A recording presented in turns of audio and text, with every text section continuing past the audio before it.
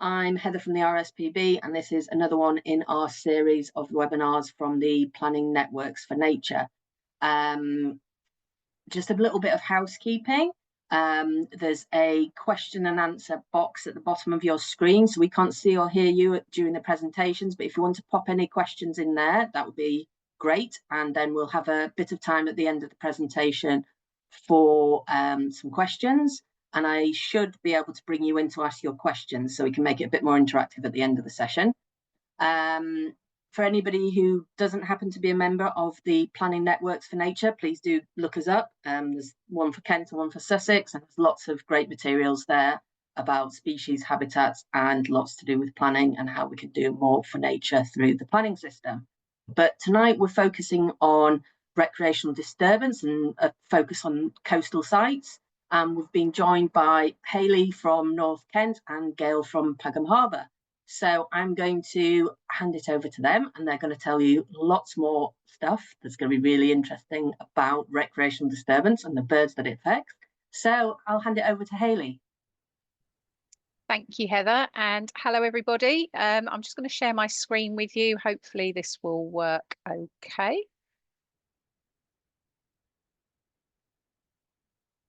So if someone could just let me know if they can see that all right. That looks great, Hayley. Perfect, thank you very much. So my name's Hayley Taylor, and I am the Partnership Manager for Birdwise North Kent. This presentation I am going to slip through quite quickly because I am aware of timings. So I'll go through who we are, where we work, what we do, and why we do it. So this is a lovely picture of my team there, myself and two fantastic rangers, Helena and Eddie. Hopefully some of you will have met them. If you're ever out on the North Kent coast, it's quite likely. If you do see them when you're out and about, just say hello, promise they are friendly. If they're not, let me know and I will sort that out for you. So we are a partnership of local authorities and conservation organisations. We were formed in 2017. I will go into the background of that, and you can see there's quite a mixture of people there, all working together to mitigate recreational disturbance. And our mission goes into that. We refreshed our strategy last year, and as part of that, we wanted to ensure that we had a clear vision and a clear mission. And this one, it doesn't say very much, but it does at the same time. So it's reducing the impact of human recreational activity on our coastal birds in North Kent. So it does specify the type of birds we're looking after, where we're doing it, and the type of activity we are focusing on. And this is important because we are on the, sorry, I can't see the very top of my screen there. We're on a migration superhighway, which stretches all the way from the Arctic right down to the southern tip of Africa. It's so important that the East Coast wetlands of the UK are part of a UNESCO World Heritage bid. They've made it onto the tentative list. And it just means that throughout the year, we've got birds using this highway to migrate up and down. So in the spring and summer, we've got birds like our swifts, we've got terns, we've got gulls that come here to breed. And then in the autumn and the winter, they head south again, but our winter birds arrive from the Arctic north to spend the winter months on our coast and a little bit further south. So it's a really important area, North Kent, for birds right throughout the year. So we were created because there were some concerns on the publication of local plans at the end of the 2009 onwards, that the number of people spending time on the coast would have an impact on the birds that use the coastline, and that with this kind of negative activity, it was going to have harm to the special protection areas. We're talking specifically about the special protection areas of the Thames estuary, the Medway estuary and marshes, and the Swale. So that whole coastline stretching from Gravesend right through to Whitstable, including the whole of the Isle of Sheppey. So what the North Kent Environmental Planning Group did was they commissioned some surveys which were conducted between 2009 and 2012. They looked at surveying visitors to the area, but particularly in the winter. And the reason for that, it might seem like a strange thing to do, but the winter is when most of our designated areas are important. That's not to say that nesting birds are not important, but the Thames, the Medway, and the Swale have their designations purely or mainly because of the wintering assemblages of birds that we have here. Those large flocks of birds that arrive from September onwards and stay until sort of April time before they head back north to their breeding grounds. It was The concern was that if the population grew without any kind of action, we were going to see more and more people causing disturbance, and this would then mean that we had real issues for those birds. What the surveys showed was that 75% of people that were visiting those coastlines in the winter months had travelled from within 6 kilometres to undertake their various recreational activities.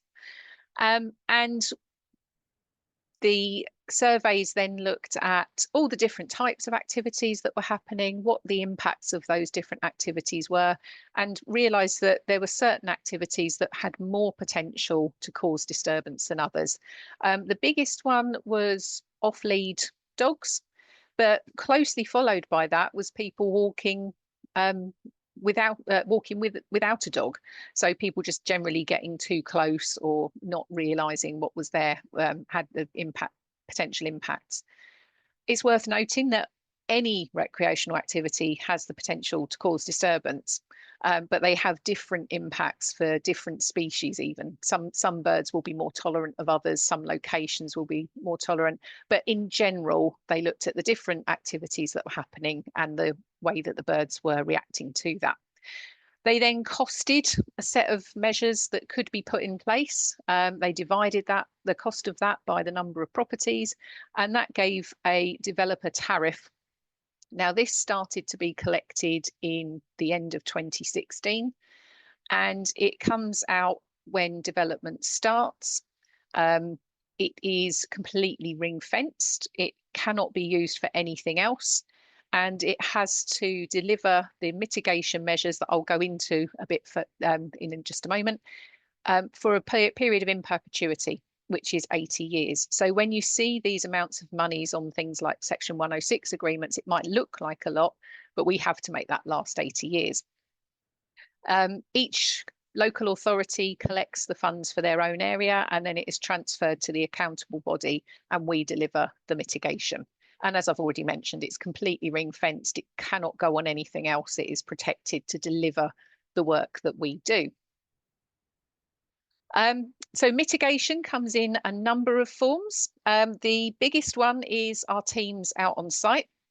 What we do is we talk to people. We talk to people about the birds that are there. We point them out. We take them on walks. We do events. We go into schools, because the next generation of dog walkers, of people that go out on stand-up paddle boards, they're all in school now. So we want to get them learning about this. I didn't know anything about recreational disturbance until I started doing this job. And it's worth pointing out that most people, it's not the sort of thing you learn in school. So until somebody explains to you what recreational disturbance is and how we can do things differently, that's the only way they're going to know. We also put signage up in certain places. We've got online messaging, we've got social media platforms, we've got our website, we've got newsletters. We work closely with dog walkers and dog owners as well, because as I've mentioned, the biggest reaction from birds was from off-lead dogs. So it was important to us that we replicate work that's being done in other areas to educate dog walkers, but do it in a really positive way. Our rangers are out on site. There's about 30 different sites that they cover. I say we're a very small team covering a large area between Gravesend and Whitstable. they're out most days, Monday to Friday. We do occasionally do weekends as well. And when we have events, etc. We go into schools, we give talks to clubs and groups. So if any of you are involved with schools or clubs or groups, please get in contact, because we'd love to come and talk to them if they're in the North Kent area. They conduct surveys because it's really important to us as part of our work that we understand how the coast is being used and identify if things are changing, so we can tailor our mitigation accordingly. But they really are the friendly face, and something they're really good at is telling people off without them realising that they're being told off. They've got this very good way of engaging with the public in a really positive way. And it's also worth noting that activity that's being undertaken by people, they're well within their rights to do. So, for instance, they're not breaking the law in many cases. We can ask people to put their dog on a lead in a certain area, but we can't enforce that. So we're really appealing to people's better nature. And you're not going to do that if you go charging up to someone, shouting and getting upset and saying, get your dog on a lead now. You have to build that rapport in a softly manner and then get those messages across in a positive way, in the hope that these people would then become ambassadors. And it's something we are seeing in some areas. People will tell us when they've seen things happening that shouldn't be happening, or they'll equally will praise when they've seen stuff that we really want. So there's some pictures on here of some of the walks that we've undertaken. My favourite ones are ones where we get kids along, because their enthusiasm is infectious, and getting them noticing things when they're younger is really, really good. And some of the fantastic dogs we meet out on site. We lost our dog last year, so getting to meet other people's dogs on site is a really good thing for me personally. We've been involved with the England Coast Path, so we've been involved in some of the design of signage along our area. And as I say, the rangers are out doing their surveys and engaging people on a regular basis. So the reason we do this, I'm going to whiz through some of our birds that we see out on our sites throughout the year. Our coastline, although it's more sensitive in the winter because that's when the majority of our birds are there, it's sensitive all year round. So something I was quite keen on doing when I started was getting our teams working all year round. When we started, we only had rangers working in the winter, which seemed like a really good idea because that's when most of the birds are here. But in practice, it wasn't practical. We spent a lot of time training people up for them to then leave at the end of the 6 months. You then had to spend time recruiting the next group of rangers to then go through it all again.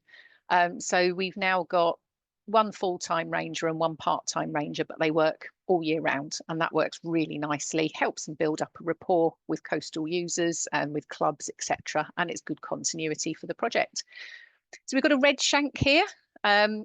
You'll notice that the text I'm using tells you whether or not they are red, amber or green listed in terms of their conservation concern. So both the birds on here, we've got red shank, which are a bird that we do see all year round, but we get higher numbers in the winter. And you'll notice that this guy here has got a little ring on its foot. That's one that's been previously caught by some licensed bird ringers, had a little bit of jewellery popped on so that we then know if that bird is caught again, we know how old it is and where it's come from, and we can track its movements. And then the smallest species of duck, we don't see them this time of year. We are really missing them because we only get them here in the winter. They travel here from Siberia to spend the winter months with us. Really lovely little duck there, the teal. February, it's all about our high tide roosts. It's really busy. This is when peak time for all our winter birds to be here. And this is a roost at the Strand in Gillingham. And hopefully you won't be able to hear the video, but you will be able to see just how packed this gets. This is on an old barge. We quite often get asked at the council, why don't the council do something about these horrible, unsightly barges? They don't look very nice, but as you can see, they provide fantastic habitat for these birds. And it's a really good place. This is down at the Strand in Gillingham. So if ever you're there in the winter on a high tide, keep an eye out for this spectacle. It really is something impressive. Most of the birds we've got on there are a mixture of ringed plover and dunlin. You'll notice in the background there, we've got some shell duck, a couple of oyster catchers, and the very eagle-eyed amongst you might have spotted a few grey plovers on there as well. and some turnstones. So waders like to flock together in numbers. It's safety in numbers. But what you can't see on this video is that soon after this video was taken, a sparrowhawk has swooped in and has picked off one of the dunlin on there. It's worked out it has a little buffet at high tide. Birds very clever. They learn patterns quite quickly. In March, we have our beautiful lapwings, again, a bird that we do see all year round in this part of the world. Sheppey has a fantastic breeding population over on Elmley of our lapwings, and we also have some in Medway on the Hoo Peninsula. We have a good breeding population of lapwings over there. A really beautiful bird. They've got that iridescent plumage. They're a member of the plover family, so they're also known as green plovers in some places, also known as a peewit. Because of the call that sounds a bit like a pewit. So beautiful, beautiful birds. Sadly, red listed. Their numbers have declined nationally. So they are a bird of conservation concern. And you will start to spot swallows arriving in March. We saw our first ones of the year in March this year. If they have a favourable weather over Africa when they're migrating northward to us, sometimes we will see them a little bit earlier than usual, but also we're seeing changes with climate change of birds' patterns starting to shift slightly. So those are the birds that we start to see. Some of our highlights in March. Lapwings are really territorial in March. You will know if you've got too close to lapwings because they will dive bomb you if they're defending their territory, and they do this tumbling display out of the sky. Really good to watch if you're out on the marshes in March. April's an interesting time because we start to hear, sometimes we'll hear the very first cuckooing of the year, and we see some of our passage migrants, so birds that just pass through in the spring or in the autumn, things like the whimbrel at the bottom here. I think it looks like a curlew that's been on a strict diet. It's got a shorter bill and it's a bit more slender, and it's got this light eye stripe that differentiates it from the curlew. Cuckoos, I've got a lot of respect for. Not everybody likes them, but they are a true survivalist. They really are adapted. Hopefully you can't hear this car making a noise outside my house. They're really, really adapted to migration. And something that's worth noting, a baby cuckoo doesn't meet its parents because they lay their eggs, they're parasitic, they lay their eggs in a host nest and leave it to the host to bring up their babies. And that bird somehow knows that it has to fly south to Africa. I've got so much respect for cuckoos. They really are impressive, but sadly, another red listed bird because their numbers are decreasing. May, it's sound, all about the sound, and also our swifts. So the screeching calls of our swifts return to the skies again, and we hear nightingales. We're very lucky in North Kent to have a good population of good, fairly stable population of breeding nightingales, but nationally and through Europe, their numbers are decreasing, and we're learning more about nightingales now, and the fact that some of the issues may be down to their very small wintering colonies in Africa as well. So we're learning more about birds. So the more we can do to protect them when they're with us, the better their chances going forwards. And again, we know about the issues that swifts are facing. If you are having a roof replaced and you might have had swifts in the past, please consider putting up a swift box or leaving a little gap somewhere that those swifts can still get into. It's really important that we give these birds homes. One of my favourite sounds in summer is screeching swifts. I really miss them when they're not here. So they're a fantastic bird that we see in the early or mid-spring. Then we get onto our ground nesting bird season. And this is a picture of some little terns. This year we've been monitoring them at a site in North Kent, and last year we had one fledged chick. This year we've had 3, which doesn't sound very much, but when you look at the small number of pairs that there are in the UK, for us to have had 3 of those nesting this year, 3 pairs, we're really, really pleased about. We're hoping that we'll see that increase in future years. The nest you can see in the middle there is a ringed plover nest. Not much of a nest, not very well not very well, they don't build up a big nest. It's just a little scrape on the ground. And as you can see, those eggs are pretty well camouflaged. So we've got signage that goes up, and we put ropes around areas to try and give those birds a chance. The problem is we can't control where the birds nest. So quite often we will put ropes up in areas and the birds will choose to nest outside of them, but we'll give them the best chance we can. And in July, there's one of those ring plovers sitting on its nest. They will have several goes. So if they're not successful, if their nest gets predated or if the chicks get predated, they will have a few goes. Whereas oyster catchers, who you can see there with their very long carrot-like bill, that black and white plumage, they will only have one attempt at nesting, but they will go on quite late. So we do still have active nests out at the moment. We found a couple of oyster catcher nests last week, and Eddie was out on site today and he's found 2 more ring plover nests. So the nesting season will go on well into August this year. And we think that's partly because of the really fine weather that we've been having. They're having a good go, shall we say, this year. August is a month that birders quite often say, oh, there's nothing around in August. There's loads of gulls to look at. There's no such thing as a seagull. Lots of different species of gulls. They get a really bad reputation, but a number of our gull species are now on the red list, which is really worrying.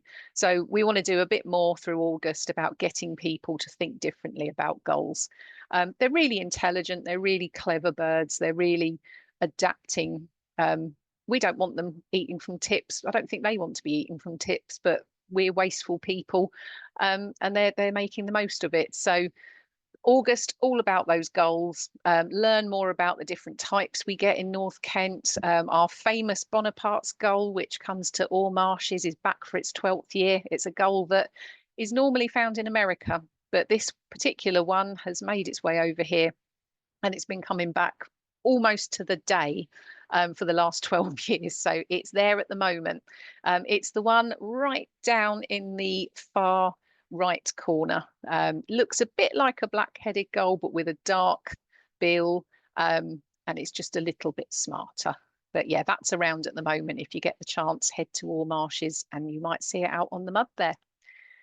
In September, we get a bit excited. The kids are going back to school and the school holidays have finished, and our wintering birds are starting to arrive back. The black-tailed godwit at the top there, looking a bit different to how we see it in the winter. They've got rusty-coloured plumage when they arrive here because they're in their summer breeding plumage, but they gradually molt that into a greyer plumage. And then we get more passage birds like our greenshanks. They don't breed here.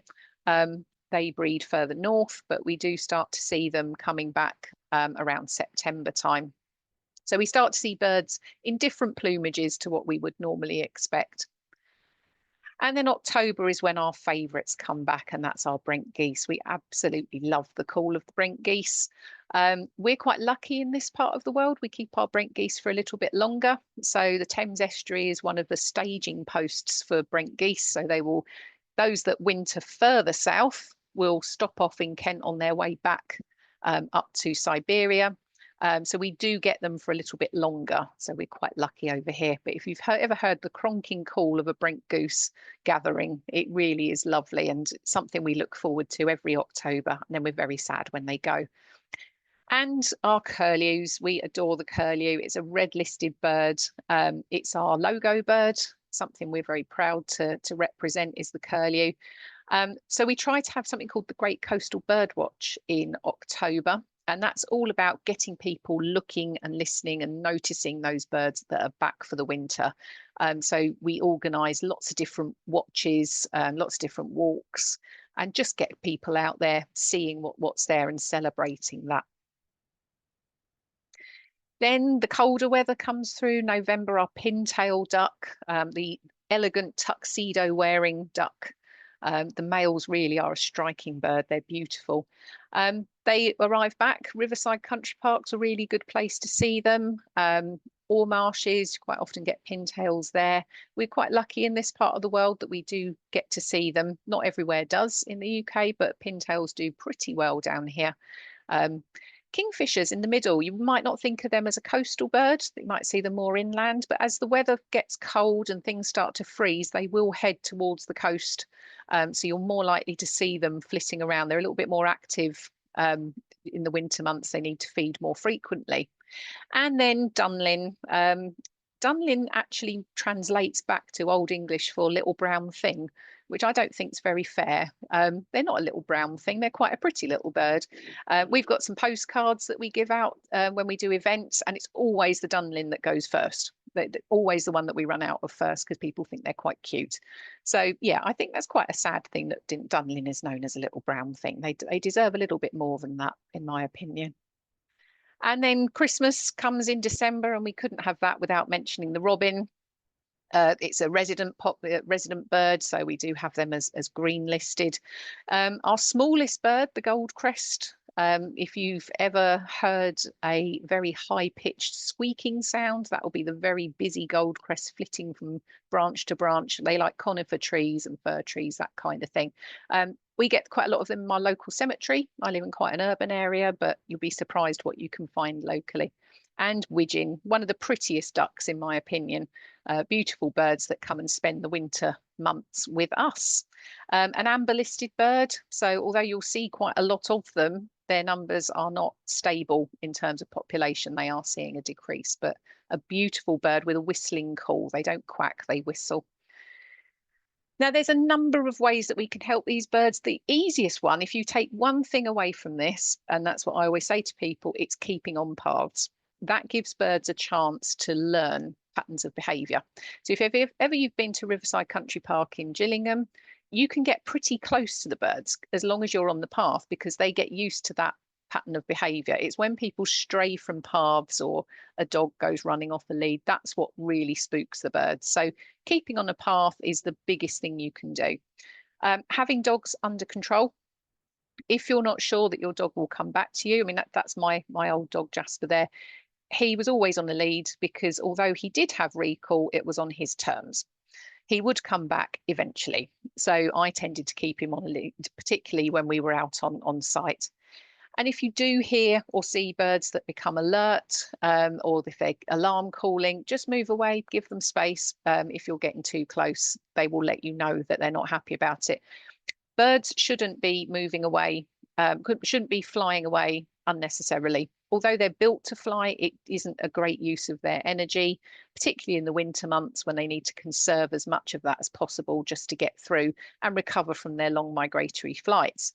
I mentioned our Brent geese, they travel all the way from Siberia, so it's really important they spend as much time as they can feeding and resting so that come spring, they're in good enough condition to go back again and give the next generation of Brent geese the best possible chance. So that brings me to a very quick, I'm within the half an hour. I did promise Heather I would whiz through. There's a number of ways you can get in contact with us. Give us a follow on our social media, join our mailing list, or visit our website. Or if you see us out on site, just come and say hello, have a chat with us.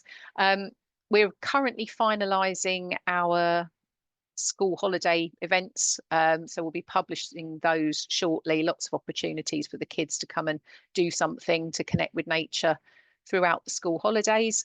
And I'm going to leave you with a little spot the odd one out. It's quite an easy one. I won't ask anyone to put their name up or put their hand up or tell us what they think it might be, but I'm not going to tell you, so you're going to have to suss that one out for yourself.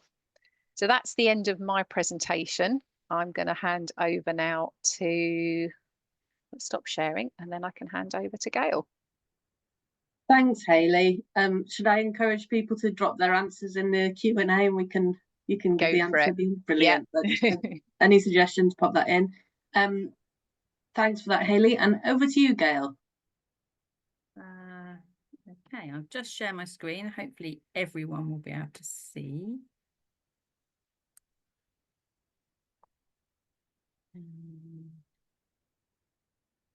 Sorry, just bear with me a second. Hopefully everyone can hear me. I can hear you nicely, Gail, Lovely. And we can see your presentation now. Perfect. Thanks. Thank you very much. So my name is Gail Richards. I am the Conservation Ranger for RSPB Pagham Harbour and Medmerry. I work across the 2 reserves. I have an assistant conservation ranger called Georgia Warren who works with me. She's part-time and she mostly covers weekends. She does do some weekdays as well. And we have a small team of volunteers that also help us out, getting out on site along with us and chatting to people. So much like Hayley and Birdwise North Kent, we are a mitigation project, but we are within the RSPB. So we are funded by Arran District Council and Chichester District Council, and we are, like I say, similar to a mitigation project but within the RSPB. So we work as part of the wider reserves team, and we are based on reserve. We don't really go off reserve on patrols, but we do go off reserve to do other things, which I will go into in a minute. So I will just go to the next slide. Little Brent Goose there just to say hello.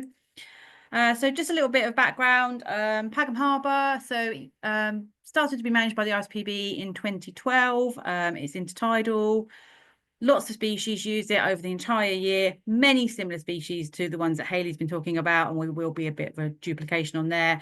But we've got some designations. We were an SPA, Special Protection Area, Marine Conservation Zone, Triple SI, Local Nature Reserve, and a Ramsar site. So I'm not going to go into those designations too much, apart from the birds that give us those designations. So Pagham Harbour is surrounded by lots of public footpaths. We don't charge people to come onto the reserve because it's all public rights of way, and that can cause issues in some places. It's quite a large area, and with 1.5 of us and a few volunteers, it's quite difficult to be everywhere all at once. Our recreational user groups tend to be locals, so walkers, dog walkers, including professional dog walkers, holiday makers.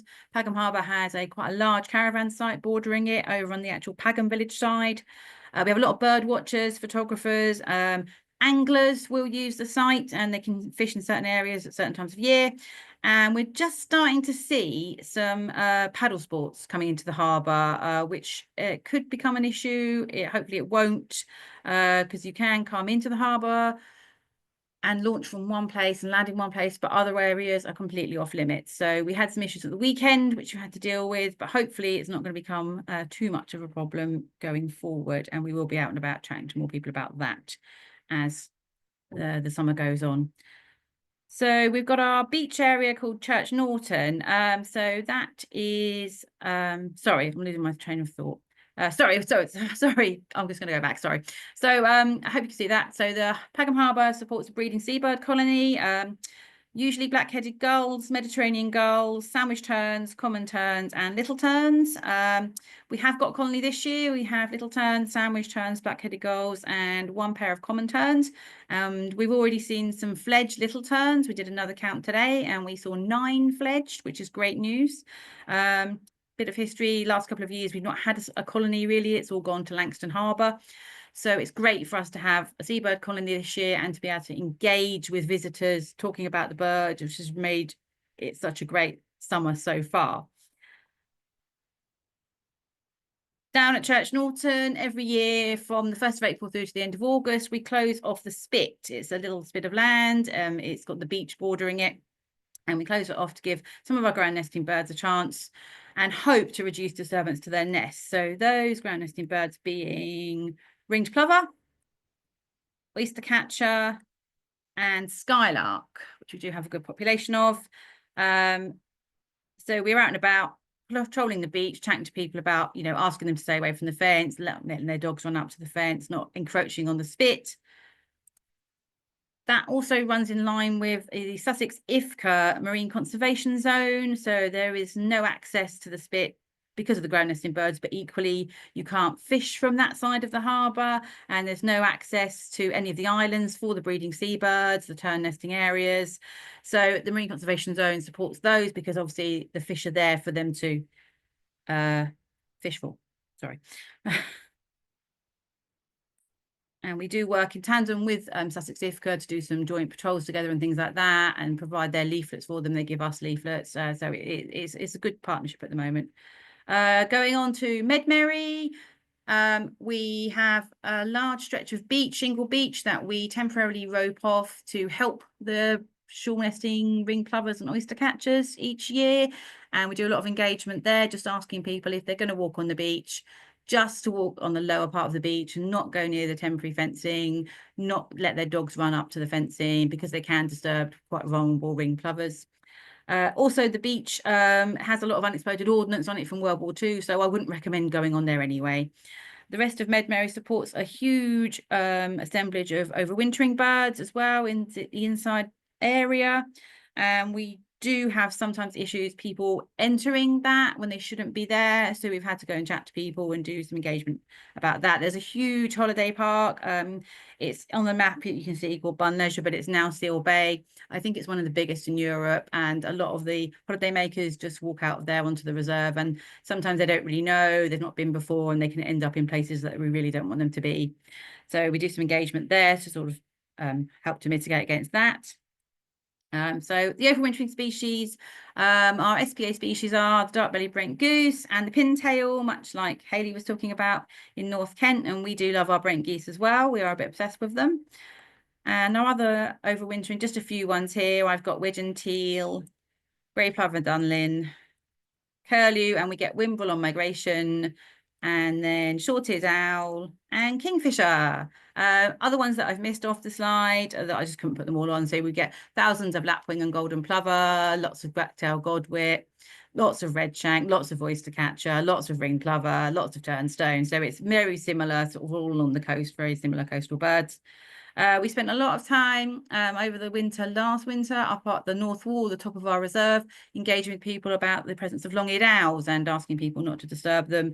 And we had loads of good chats, managed to almost stop them being disturbed for about 4 months, apart from one occurrence when we weren't there. So it was doing pretty well there. So the way we engage with people, so you can see here, sorry, I'm rushing a bit because I'm aware of the time. We get invited to community events. We do pop-up events out on site. We get involved in the Great Coastal Bird Watch as well. So look out for that coming in October this year. We do patrols, and then we get our volunteers involved as well. So it's a whole big sort of engagement event diary basically across the year. We pick certain sites at certain times of year where we know that we'll see lots of birds to talk to people about, and where we could end up with potential disturbance happening. And our big wintering event the last 2 years has been the Brent Goose Bonanza, which has been a whole weekend of free public engagement, raising awareness of the overwintering birds. So not just the Brent geese, but all of the wading birds and wildfowl. And we've offered free craft activities, free games, rangers out on site showing people the birds, trails, created some games ourselves. All of this was made in-house. And we invited some of our local community groups, the Manhood Wildlife and Heritage Group and Brent Lodge Wildlife Hospital, to come along as well to talk about the work they do, which was really good and a nice community event. Oh, sorry, I'll just go back to that. Which gets me on to some of the other things we do. So we do patrols, we do pop-up events on the reserve. We get invited to talk to community groups, which is a great way of engaging with the local community. We have been into a couple of the schools on the Manhood Peninsula. Where am I on my notes? And we go to lots of community events like Fates and Conservation Days, which has been really good, just to engage with the local population really, and let them know what we're doing and why we're doing it, and that we're out and about. Just I've got some examples of some signage we use, seasonal signage. So we've got signage that we're using on the spit at Church Norton at the moment. So this is all pre-made signage, or we've had a hand in designing some of it. And then we do have to make some of our own signage, which does get vandalized quite a lot, but we persevere because we need to. So you can see we've got different messaging to do with different things there. And then just a bit of overwintering signage there. And we've got a little code of conduct that we've got out around certain areas of the reserve, just letting people know, you know, stick to the paths, adhere to the signage, keep your dogs under close control. We don't have to have them on leads, but we prefer them under close control. And if they're likely to run, obviously keep them on lead. Pick up litter. You can't fly drones or kites on the reserve as well, because drones can be really disturbing to birds at any time of year. And just sort of like codes of conduct for kind of taking photos, don't get too near to the subject. And that is a whistle-stop tour of what we do. Sorry, it's been a bit rushed, but I only had 10 minutes. So thank you very much. Thank you for listening. Thanks for that, Gail. Sorry you felt under pressure to rush. Was there anything more, because you can probably spend a couple more minutes if there's anything additional you wanted to add, or should we go to some questions and always chip in a bit more if there's... Yeah, I just actually just quickly to add, we have built up quite a good relationship with a lot of local bird watchers and just local people that are walking around, and it's always good to have insight from them. So they tell us, you know, what we're doing right and what we're not doing right, but they're also eyes and ears out on the reserve for us as well, and they will call in any issues or indeed any interesting bird sightings to us as well. And there have been quite a lot of rarities over the last year. And that's kind of it, really.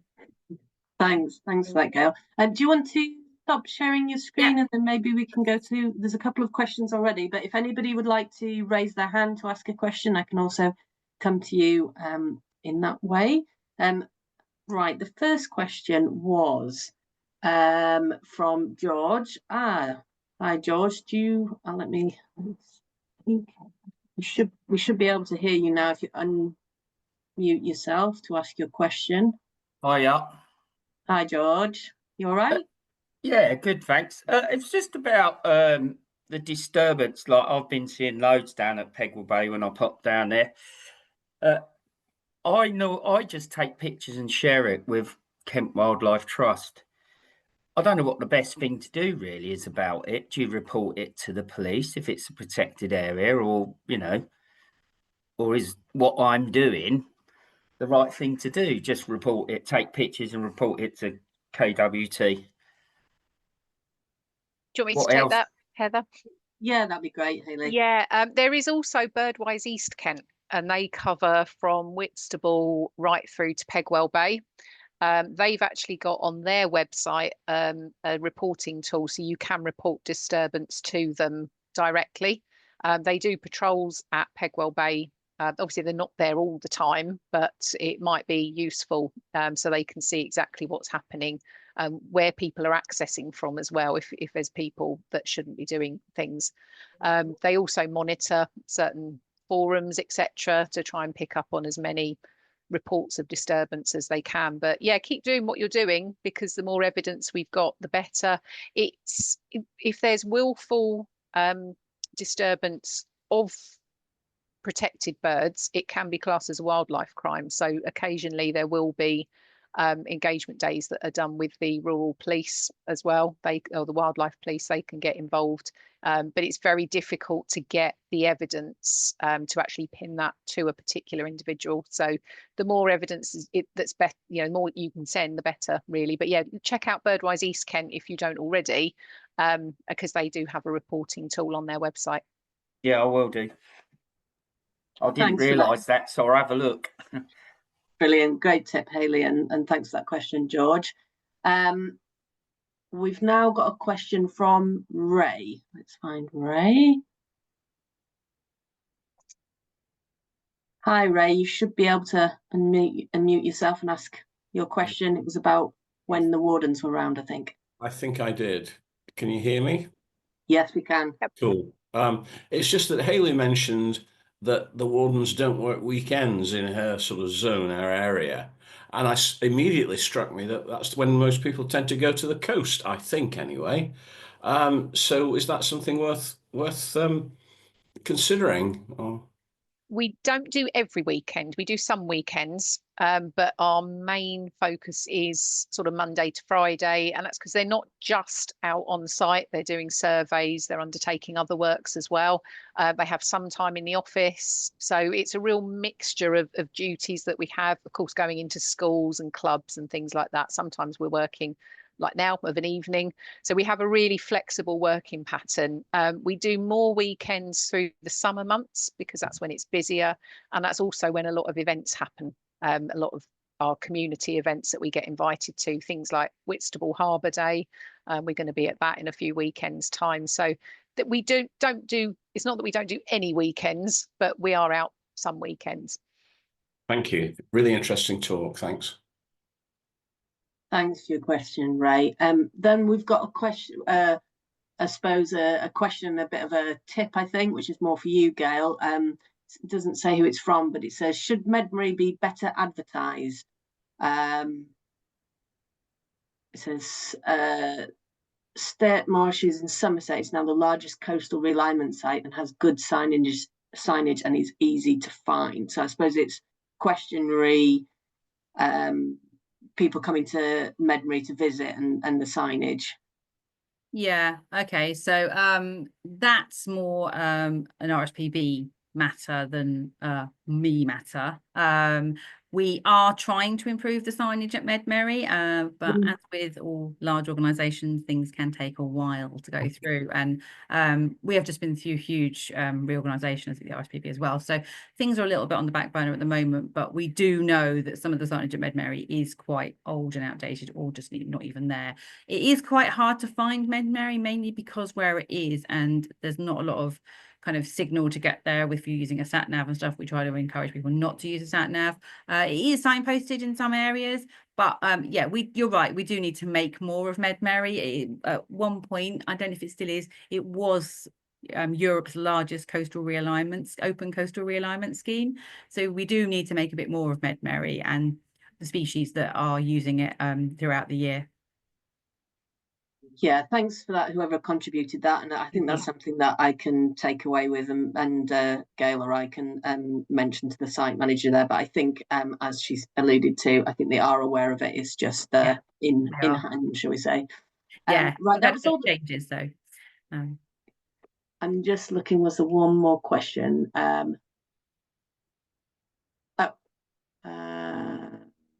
Yeah, that's not really a question, it's more a statement. Was there any other questions from anybody? If not, I might come to Hayley and Gail for any last. No one's putting their hands up just yet. There's a few people saying that it was a good talk, so some nice feedback. Was there any last sort of either promotion of things that you're doing in the near future or top tips that you wanted to impart before we wrap things up, guys? Just one from me. We are in beach nesting bird season at the moment. So I use the stop, look, listen analogy. I'm going to show my age now. I remember the Green Cross Code man from back in the day, and stop, look, listen was the thing that we said. And it's the same for our beach nesting birds. So before you go onto a beach, stop, look, see, can you see anything? But more importantly, listen. Can you hear the birds? Birds like ring plovers, you're going to hear them before you see them. And if in any doubt, keep on that path and keep away. They'll have chicks running around at the moment, and the chicks have this really good way of their instinct is just to hunker down, and you won't spot them. We have trouble when we're out and we know what we're looking for. So Gail will relate to this. Absolutely. Yeah. So yeah, that's the big thing now. And just keep your eyes and ears open. Birding has, I can honestly say, it's changed my life for the better. The benefits mentally and physically of just being out there and noticing when you're going through some really tough times, birding can really help with that. So yeah, I'm quite evangelical about it now, much to my husband's annoyance. So yeah, just keep birding. That's my advice to everybody. Fantastic. Thanks, Hayley. And Gail, anything you wanted to just add at the end? Yeah, I just echo what Hayley said about just looking out when you're out and about, like she said about being on the beach. Just, is there something, can you hear something? Can you see something? In which case then, either go a different way or just avoid the area. The other thing, if you're interested in stuff with Pagham, give us a follow on Facebook. We are at RSPB Pagham Harbour. We put loads of good social media content on there, cute chick pictures, videos, information, loads of things. Because we're not just Pagham and Medmary, we do a bit of work in Hampshire as well, out across the Sussex border in Langston Harbour. So we put stuff on about there as well. And we're heavily linked with the Solent Seascape project at the moment. So there's lots of good stuff going on about that as well. So check out their website too. Well, thank you ever so much, both. I've learned plenty, and from some of the comments from others, people have also really enjoyed your talk. This has been recorded, so we will be putting that up on the Planning Networks for Nature and also sending round a link to everybody who signed up for the webinar in case anybody missed the start. And if anybody does have any questions that they think of later, then obviously they can get in touch with either Hayley or Gail directly through the partnership pages or Pagham and Medmary, but also they can post things on the Planning Networks for Nature as well, and we will make sure that gets to them. This is the last in our series of webinars before we have a bit of a summer break, but we will be back in the autumn with more webinars, one organised per month, and we've got some really interesting topics, including badgers, biodiversity, net gain, to name but a few. So watch out, and we will be putting those up on the event space on the Planning Networks for Nature.